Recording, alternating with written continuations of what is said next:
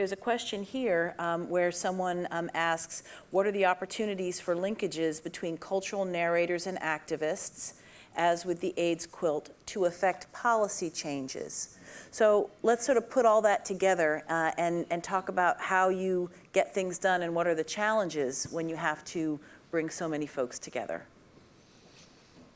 I mean, I think I often say that architects are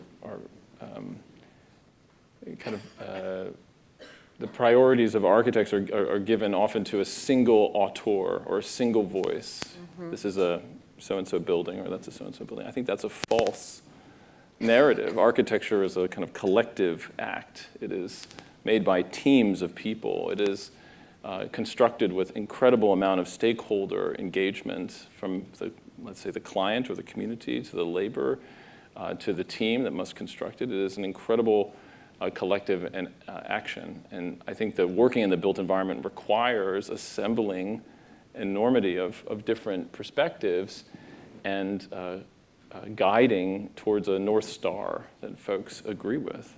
And it is about finding that North Star. We all might disagree, but if we can join about one thing that we see the future might achieve, that is where great architecture can emerge, a spatial manifestation of that vision, a spatial manifestation of that hope. That to me is really what is in the built environment that is great in the world. And tell us about something getting in the way. Well, it's a daily act of Yeah. Yeah, I mean, construction is really hard and really expensive and really time-consuming.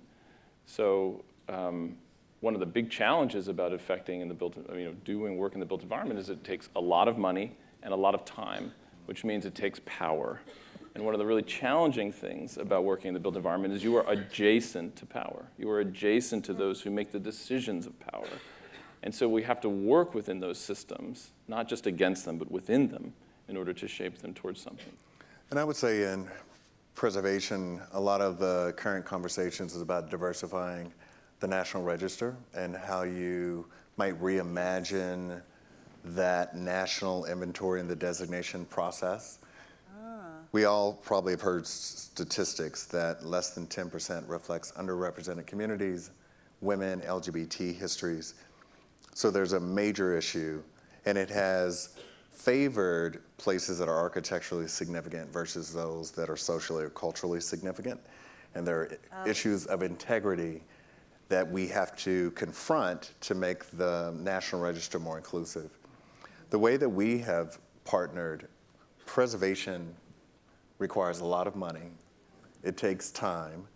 And we have partnered at the federal level to advocate for the African American Civil Rights Grant Program that has invested about $40 million over the last 3 years to support the preservation of our civil rights landmarks. We're always looking for more creative ways to equip grassroots preservationists that really are the heartbeat of the preservation movement, that are on the ground in communities working hard every day to have more power, to access more resources, and to reactivate these spaces for increased public benefit. I can say something about the notion of what, historic sites.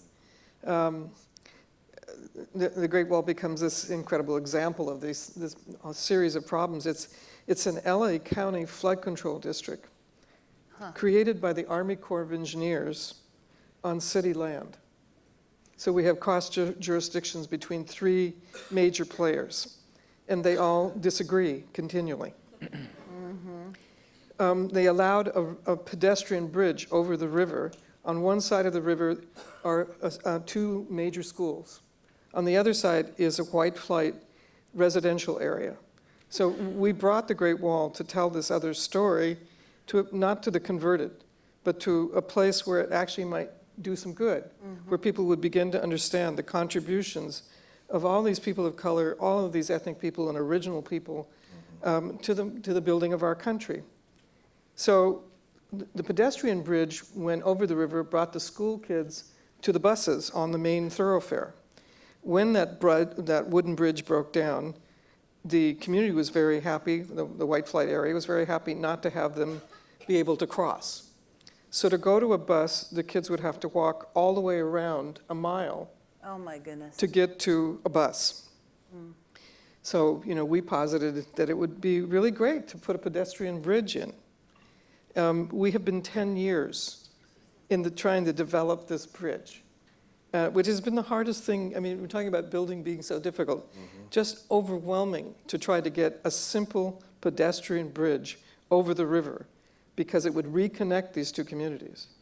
And it's also to say that, when we first began, the white flight area thought we were going to ruin the area. We were going to bring in crime, and we were going to create problems in those communities.